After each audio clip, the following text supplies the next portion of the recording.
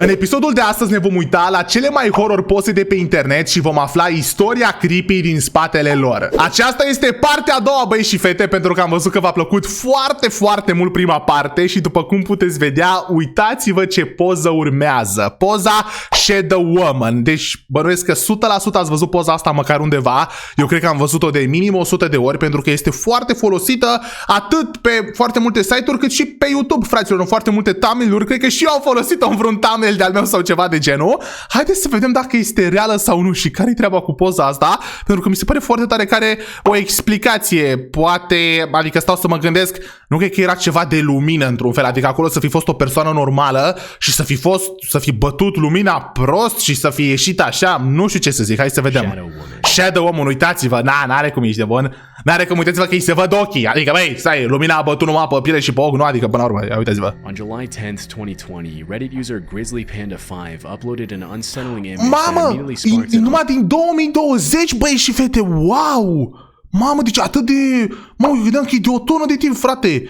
Din 2020 ceva user de pe Reddit a postat-o. Mamă, frate, eu credeam că e de foarte mult timp poza asta. Online frenzy, with hundreds of users desperately searching for the origins of the strange photograph. Ok, bun, deci ăsta a postat fotografia și că asta era de foarte mult timp pe net și au încercat să caute istoria ei. The image shows two children looking down from a window. The girl smiles innocently, but the boy next to her stares at the camera with an emotionless expression. Uitați-vă, ea este o fetiță și un băiat, ea zâmbește, el n-are nicio emoție, bă, băi și fete, cred că sunt la școală, la grădință sau ceva de genul, adică așa pare. Behind them stands the dark silhouette or shadow of a woman staring into the distance with a pair of eyes that for some reason are the only visible features on her entire body. As most viewers notice, the lighting of the image obviously doesn't make any sense. Even though the woman is standing behind the children, she's close enough to the window for the light to make her features visible. Fix și am zis eu, fraților, că n-are cum să fie o problemă de lumină, că nu bate lumina, e imposibil. E de bun. But in this case, all we see is a shadow and a creepy pair of eyes. While researching the origins of the photograph, I noticed the name Tales of Terror from Tokyo coming up repeatedly in connection to the image on various online forums. Ok, deși că foarte mulți oameni au zis că este Tales of Terror from Tokyo. Nu știu ce care-i treaba cu asta. Tales of Terror from Tokyo is a Japanese horror TV show that aired from 2003 to 2005. Opa, deși că Tales of Horror from Tokyo este un serial japonez horror care a fost din 2003 până în 2005. And according to several users, the origin of this particular image can be traced back to one of the episodes on Ce că e din episoadele astea, mamă. However, this isn't exactly true. Asta nu este adevărat, zice băiatul ăsta. There is a connection between the image and the show. It didn't come directly from an episode in the series. Ok, deci că este o conexiune între imagine și show, adică acest personaj, The Shadow Woman, vine din show-ul ăla, însă nu este o poză dintr-un episod sau ceva de genul. Eu așa credeam, așa am crezut și eu când am auzit prima dată. As it turns out, the image is actually from a scene in a Japanese short film whose title translates to Only the Two of Us. Ok, bun, deci este dintr-un film horror. Bă, e bine face că nu este o fotografie, adică e reală, dar nu e reală, adică e dintr-un film.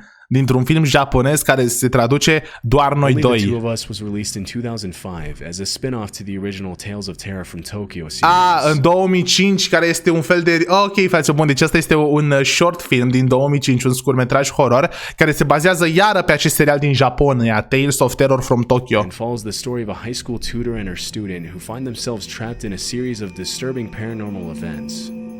Ok, și este vorba despre ceva tutore de la un liceu cu studenții ei și experimentează chestii paranormale. This image was sourced from a girl walks past an apartment complex and waves at the children. Ia uite.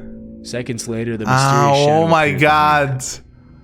Uitați-vă, vreau, wow, ce tare că am găsit videoclipul. The shadow's eyes in the Reddit image were not a part of the original scene. Hopa, ok, deși că alea de pe Reddit au adăugat ei ochii. Uitați-vă, așa arată. Were most likely edited in by the uploader to make the image more disturbing. Due to its obscure origins and generally disturbing quality, this creepy picture has come to be recognized by many as one of the most infamous cursed images of the decade. Am zis și eu, fraților, una dintre cele mai creepy imagini din deceniu. Bă, v-am zis că toată lumea l-a văzut, adică am fost șocat că am zis că e doar din 2020 și nebun. Se vede că e de mai mult timp. Bun, haideți, fraților, să vedem care-i treaba la următoarea fotografie. O cunoaștem sau nu? The wooden bathtub. Wooden bathtub. Mamă, ce-i asta, fraților? Ce-i chestia asta? Mamă, arată oribil, ești nebun? This bizarre image of what appears to be a man covered in a questionable brown liquid inside a wooden bathtub has been circulating on various websites. Ok, deci că este un bărbat care este ceva lichid maro într-o cadă de lemn. What? Online forums for the past few years and has become a classic in the cursed image genre. The photograph was originally posted in the dank memes from site 19 subreddit by user ErmyBoy. Prima dată a fost postată pe ceva de asta de meme-uri și zice SCP-106, ce că este un SCP, dar nu știu. SCP-106 in a docile state within containment. It's worth mentioning that this entire subreddit is dedicated to posting memes about the SCP Foundation. Ok, bun, deci că tot acest subreddit, toată această pagină de Reddit, fraților, este dedicată să facă mișto de SCP-uri și să facă meme-uri despre ele. If the term sounds unfamiliar, SCP Foundation is a collaborative internet-based fiction. Ne explică ce este SCP, tot știm, băi și fete, nu? Secures, contains and protects Sunt creaturi de-astea care sunt protejate. Population from strange monsters. Thus the acronym SCP. The roots of the fictional SCP Foundation can be traced all the way back to 4chan, and it's basically an evolved version of the creepypasta website. If you go far enough down the rabbit hole, you'll find some pretty complex and detailed entries written by random people on the internet. Ok, deși că SCP Foundation este un site ca și, adică bă, și eu nu știu dacă SCP Foundation chiar există în viața reală sau nu, adică dacă chiar există SCP-uri, da, de-astea care sunt ascunse.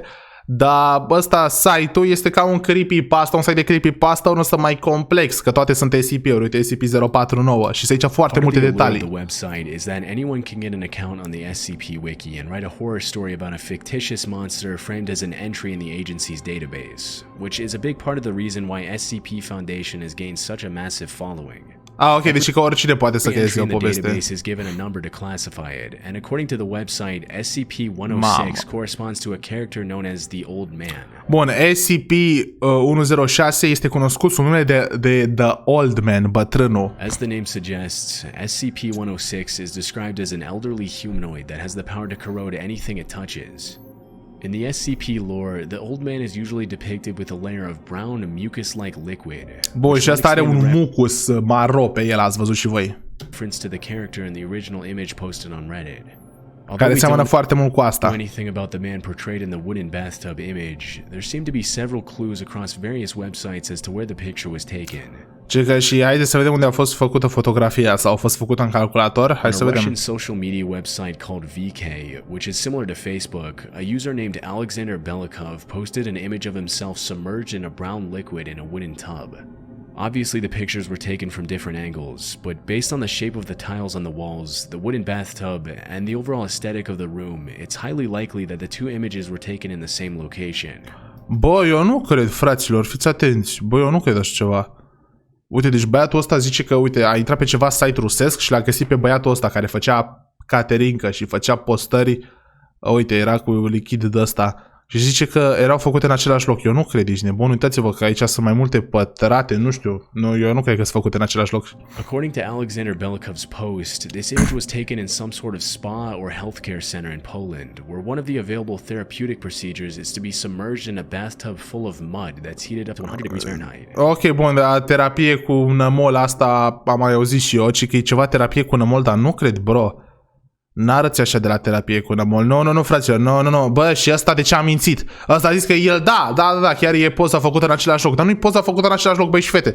Uitați-vă doar aici, uitați-vă câte pătrate sunt pe peretele ăsta și câte pătrate sunt pe ăla. Pătratele de aici sunt mult mai mari. N-are cum. N-are cum, nu. Nu, băi și fete, nu e.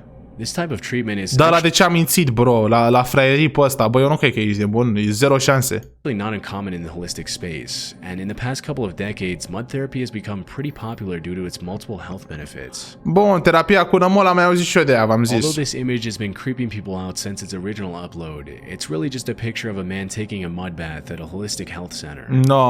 Nu e, fraților, nu e așa ceva. Nu, că nu e aceeași poză. The man's abnormal face expression could be due to the effects that were added to the image before it was posted. But it's also possible that the image was planned to be creepy or funny by the man and the person taking it. Eu nu cred, băi și fete. Eu nu cred aia, nu știu. Hai să vedem. Mamă, mai departe! Poza asta, wow, o știu și pe asta. If you've ever gone digging around for creepy images on the internet, there's a good chance you've heard of the name Eyeless Jack at some point. Eyeless Jack, bun, Eyeless Jack. Da, mă, Jack fără ăsta, da. If you haven't, there's still a high chance you've come across this chilling image of a man in a tight, dark hoodie and a white mask with large black holes for eyes towering over what we can only infer to be a bed. The image of Eyeless Jack first emerged on the online forum 4chan on June 7th, 2010, when a user named Arnon published a post Asta iară pe 4chan a început și din 2010. Nightmare Fuel, which contained images of disturbing creatures from video games and various other sources. One of the images that was featured in the post was the original picture of Eyeless Jack, which has continued to haunt viewers since its original upload in 2010, and it's not too hard to see why. Although the image was reposted all over the internet from the moment it was first made public, it wasn't until 2012 that an official story was written to go along with the picture. The story itself was written by a Wikia user named Azel5000, which includes a fictional first-person account. Ok, deci că băiatul ăsta a scris această poveste, Azel5000, Azel 5000. Mamă, bă, dar și eu am văzut fotografia și am văzut de mai multe unghiuri. Eyeless Jack. The original account Eyeless Jack. Jack fără ochi. Staring face to face with a creature with a black hoodie and a dark blue mask, with no nose or mouth staring down at me. The thing that scared me the most was that it had no eyes, just empty black sockets. The creature also had some black substance. Deci, băieți și fete, ăsta care a făcut creepypasta-ul a spus că i-a venit ideea pentru că l-a văzut pe ăsta, deși că se holba face to face, da? La o creatură care avea un hanorac negru și avea o mască așa albastru închis, care nu avea nas, nu avea gură și doar se holba la mine. Ideea era că n-avea nici măcar ochi, pur și simplu avea niște găuri negre, după cum puteți vedea și aici. Da. Nu știu ce să zic, băi și fete, că mai avea și ceva substanță neagră care picura din șosetele lui. Dar nu știu ce să zic. According to the original story, Eyeless Jack was once a normal 19-year-old kid named Jack Nyrick. Bun, deci că povestea este că băiatul ăsta era odată un copil normal de 19 ani, care se spunea Jack Nyrick, who was used by a cult as a human sacrifice in a terrifying ritual that involved the removal of his eyes and a liquid mixture of tar and blood being poured into his sockets. Ok, deci ideea era că ăsta a fost folosit în ceva ritual ciudat de către un cult unde i s-au scos ochii și în loc de ochi i s-au pus ceva, i s-a turnat ceva combinație într-un lichid negru cu niște sânge, ceva super horror. As the myth states, something went horribly wrong during the sacrifice, and Jack was turned into the creature in the image. Bun, și ideea e că el trebuia să fie sacrificat, dar n-a fost sacrificat pentru că n-a murit, pentru că s-a transformat în acea creatură. The creepypasta associated with the picture mentions that after the sacrifice, Eyeless Jack became a serial killer with the ability to sneak into people's houses and surgically remove their kidneys without them waking up. Ok, deci că a devenit un criminal în serie după chestia asta pentru că avea puterea să intre la oameni în casă și să le scoată rinichii fără ei ca ei să se trezească. According to the urban legend, by the time people would wake up the next morning, Eyeless Jack would have already eaten their kidneys. Și că le mânca rinichii. It usually happens with creepypastas. The horrifying story of Eyeless Jack quickly gained traction across various online platforms, leading hundreds of users to expand on the original version and create their own adaptation. Uite, v-am spus, băi, și vede că l-am văzut în mai multe, și în Minecraft l-am văzut. Although the image quickly became one of the most popular mainstream creepypastas in history, the actual creator of the original image was still a mystery. Și că nu se știe cine a creat inițial, adică se știe că a creat un user, dar nu se știe cum îl cheamă, cine. It wasn't until February 2020 that Twitter user Pirate Cashew claimed ownership by posting the original image with the caption, "My friend took it and uploaded it anonymously, and someone took that and used it for Eyeless Jack. I did not find out about it until like a couple years ago. This is the unblurred background version to prove it. Never been posted before." Ok, bun, deci fiți atenți, și că vine un băiat, da, care a zis că el a făcut-o și că prietenul lui a postat-o anonim, el este creatorul acestei poze și că a arătat versiunea care nu este blurată, pentru că în general umblă prin o versiune blurată, bă, dar putea să o editeze și după. Pirate Cashew is an artist and digital creator from the UK with a decent-sized following on Twitter. And da, nu știu ce să zic dacă să-l cred pe ăsta sau nu. How one of her random creations inadvertently ended up turning into one of the most valuable pieces of internet history in the horror genre. To this day, users have continued adding their own twists on the story of Eyeless Jack, solidifying the character's status as the face of one of the most widely known. Da, nu știu ce să zic despre Jack fără ochi. Da, băieți și fete, bă, eu sunt foarte confuz la chestia asta, la ACP-uri. Scrieți la comentarii dacă credeți că aceste poze au fost făcute în același loc. Eu pur și simplu nu pot să cred așa ceva, adică sunt 100% convins că n-au fost făcute.